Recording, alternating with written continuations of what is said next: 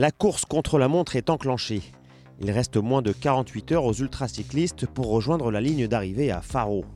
Aux premières heures du jeudi matin, les derniers atteignent le checkpoint 2 à Villa Viçosa.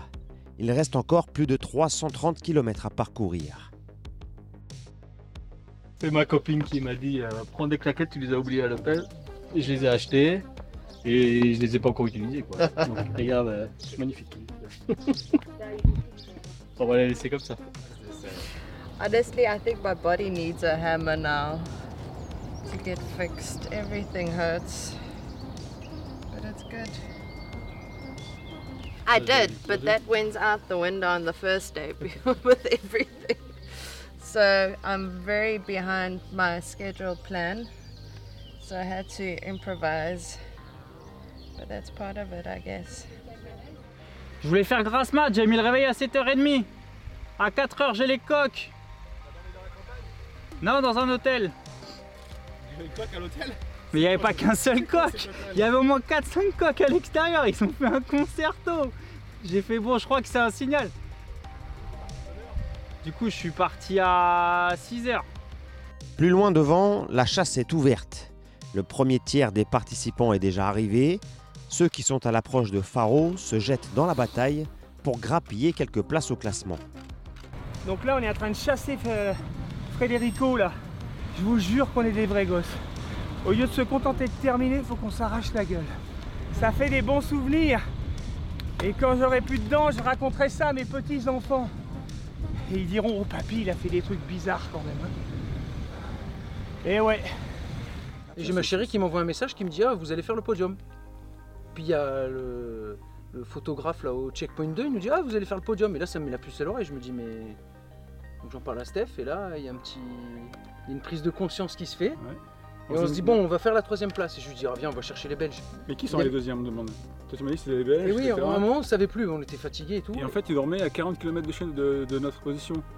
Et puis on se dit, putain, mais si en fait, s'ils dorment pendant longtemps, nous on peut partir de suite, là, s'endormir, et on les grille.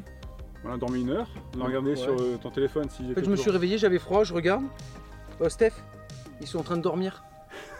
Allez, on y va, on a tout plié, on est parti, on a fait quoi, 500 km en 24 heures? 600 km en 24 heures. Non, mais c'est pour pour la deuxième place. C'est défoncé. Pas pour la deuxième place, en fait, c'est pour le challenge.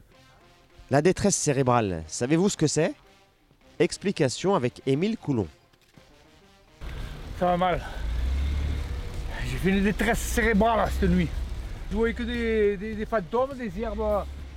On aurait dit des jouets sur le bord de la route. Une fois arrivé, ça ira beaucoup mieux. Ça sent les litrons de bière. Les derniers 100 km dans les montagnes de l'Algarve sont un supplice, avec une infinité de bosses dont les pentes approchent parfois les 20%. Toujours dans une fournaise dépassant aussi les 30 degrés. Cramé, oui, mais toujours avec le sourire pour Cyril et Justin. La petite astuce, tu vois, on s'arrête dans les épiceries pendant 3-4 heures l'après-midi. On roule avec un petit sac de glaçons dans la nuque. C'est la clim. Ah, sinon c'est trop chaud. Allez, bonne continuation les gars. Et je me suis fait surprendre dans une descente un peu vite au kilomètre 50. Petite glissade. Et j'ai fini sur les fesses. Et notre petit ami Zoubir m'a soigné, pompier gentil comme il est. Rien de cassé sur le vélo. Et sur le corps, un gros hématome, des grosses brûlures un peu aux fesses. Et c'est tout. Et depuis maintenant, je roule sans frein avant, depuis le kilomètre 50. Pendant ce temps, les arrivées s'enchaînent quasiment sans interruption.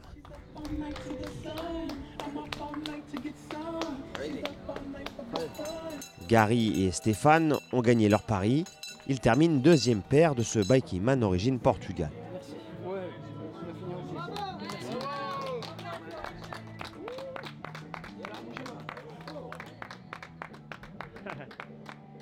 Pour les autres, c'est le moment aussi de savourer la fin de leur aventure.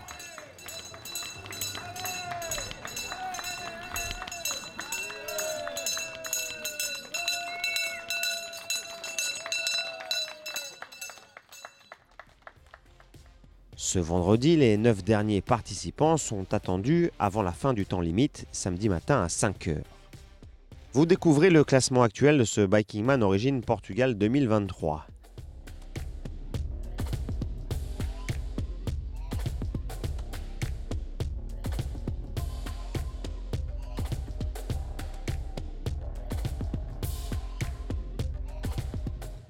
A noter la belle remontée de Gary Berton et Stéphane Calafel.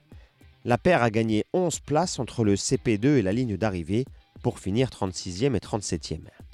Le Britannique Moit Colley a fait encore mieux avec une progression de 21 places pour finir 49e.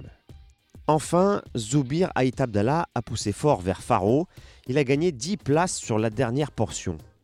Il termine 55e pour sa 6e participation à un Bikingman.